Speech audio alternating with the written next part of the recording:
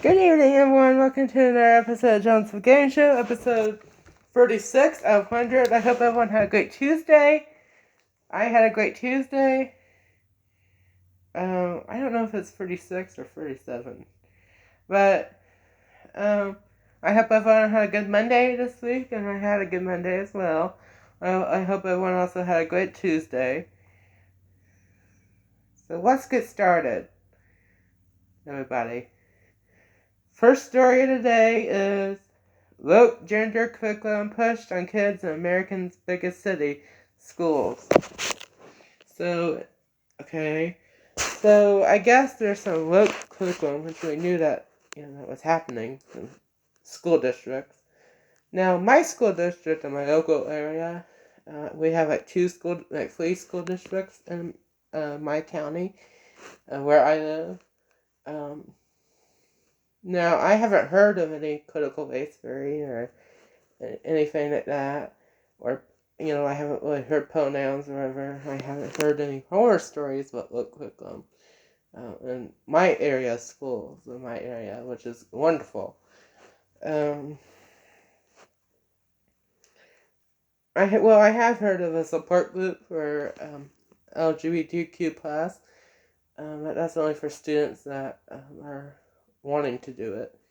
I haven't heard that you had before you didn't. We weren't those kids weren't forced by the school to do it.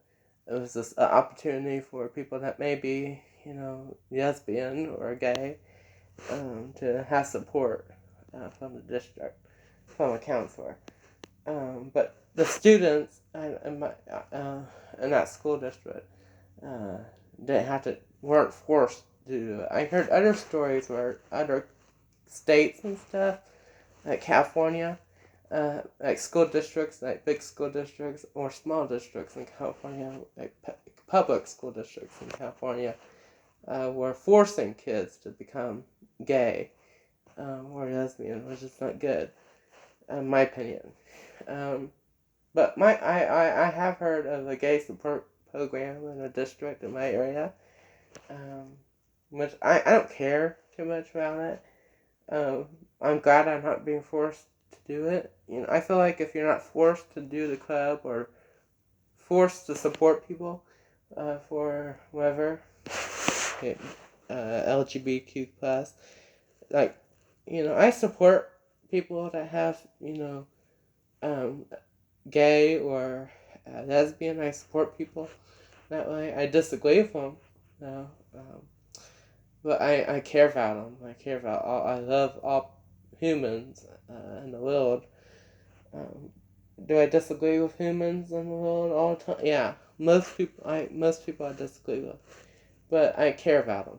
And I care about people that are gay or lesbian or straight. But I don't like how some school districts, not my area, but in other states, not in Indiana, force people to support other people. That's not good with me. So, but I haven't heard of anything in my area where I am, that forces you to do a support group, only for people that want to. So that's, I guess, good for me. I don't know. I mean, good for that. So, but I haven't heard anything. I didn't hear any. So far, I haven't heard of any gay curriculum or lesbian curriculum or transgender curriculum. I also haven't heard of critical race theory in my area. There's just a club out there, or a group that's gay, that supports gay and lesbian, and have gays and lesbians. But anyway, like, this is a curriculum that's being forced on our kids. It says I not a girl. It shows of a girl. It's like a storybook, I guess. So yeah, they're trying to have kids do this, read this. So that's awful. Like, if they want to go to, a private library or buy it on Amazon or something and have a parent read it to their kids, this book, if they can find a book on Amazon like this, and a parent at the private area, or like a parent or guardian wants to read it to their kids because they're liberal, so be it, but schools don't need to teach this book or curriculum at school. So I think that's crazy. So I'm glad that it's revealed. So yeah, and parents are telling the truth about all the critical race theory, and people are telling the truth about this. So that's this stuff. So yeah, rough draft. School boards association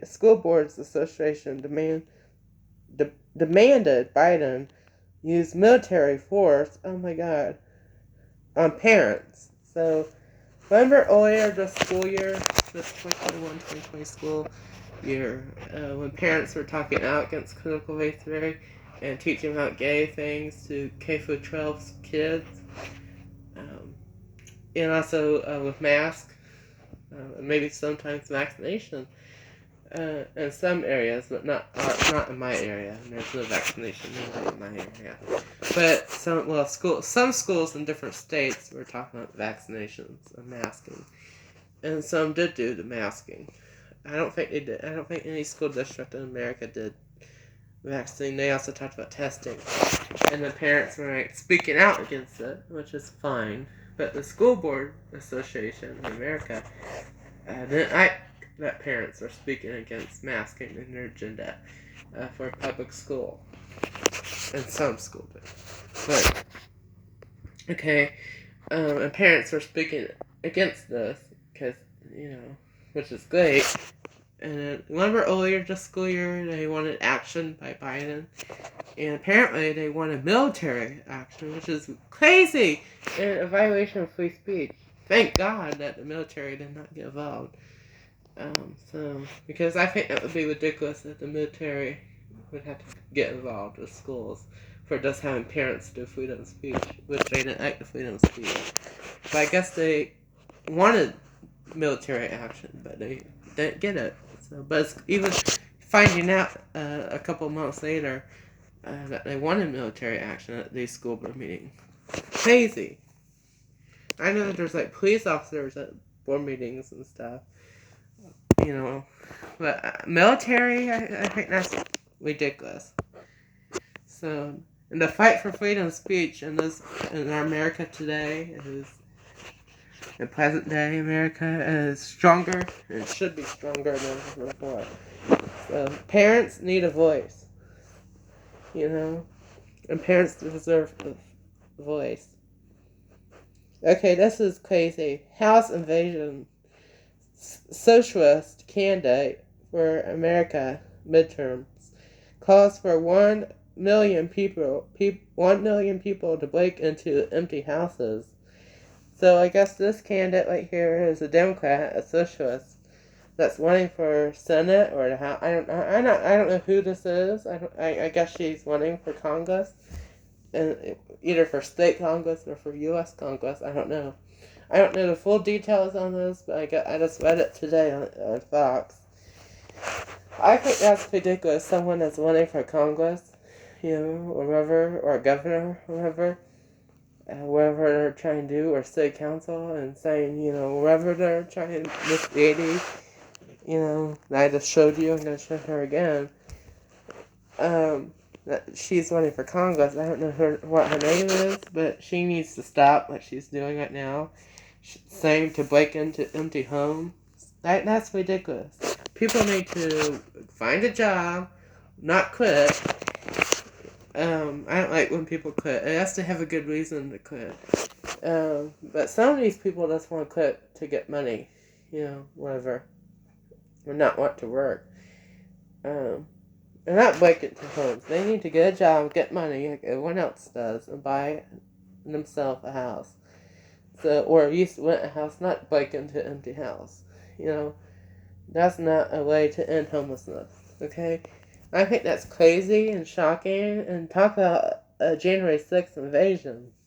That's going into an empty house in a city-owned or state-owned. It's ridiculous. That's crazy, and that's against the law.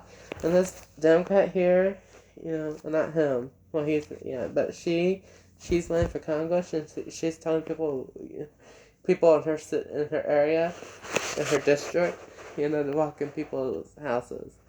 So I think that's crazy, and she needs to stop what she's doing. That's too far. Okay? Okay. This is amazing. So, he's not amazing. He's crazy. I care about him, because I care about everybody, but I feel bad for him all the time because he has dementia. But, okay, here we go. A poll, there's an AP poll that shows that Biden approval dips to the lowest point of his presidency. So, as I mentioned in a previous episode, that his percentage rate was down to 40%. Now, his percentage is 35%, according to Associated Press. He is going down and down and down. Because the gas is high, his economy is high, not high, his economy is down to the bottom, the stock market is crashing as we speak, we are facing a recession, and then we have a border crisis, we have,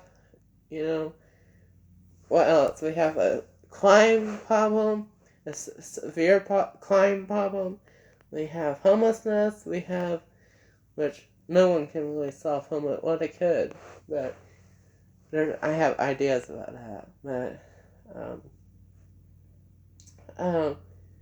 high crime, the border's open, there's fentanyl crisis getting worse. There's no baby formula, and then we have radical women out here, wanting abortion, so killing babies. We have serious problems, folks, and then he has dementia. It's crazy. Anything is crazy right now. I don't get how anyone likes him anyway. I think the 35% of people that like him are crazy, but more people disapprove of him than approve of him, which is great for us. So, great for us Republicans, and great for Democrats that are wanting to switch to the other side. Which, good for them. Because I don't know personally Democrats, but I heard that Democrats are wanting to change their mind and will gut voting for him. I don't know any Democrats will gut voting for him, but I have seen on social media, on Twitter and stuff, that they will gut voting for him. Like I said earlier, people are regretting voting for him. I don't disagree with that.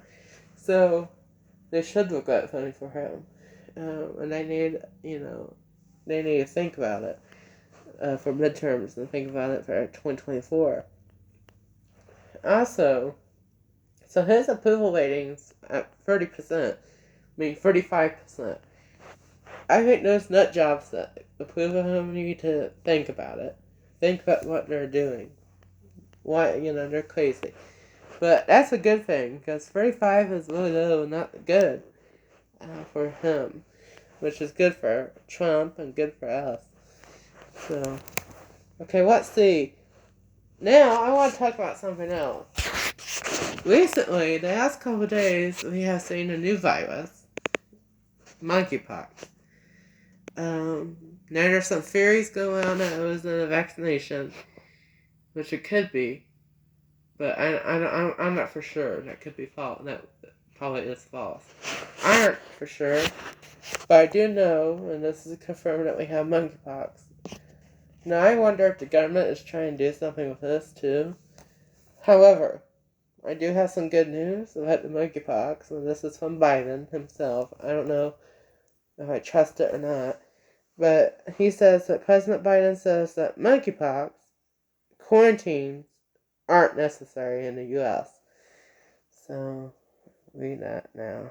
So, I guess he says that lockdowns and quarantines and masking isn't necessary. So, for monkeypox, okay?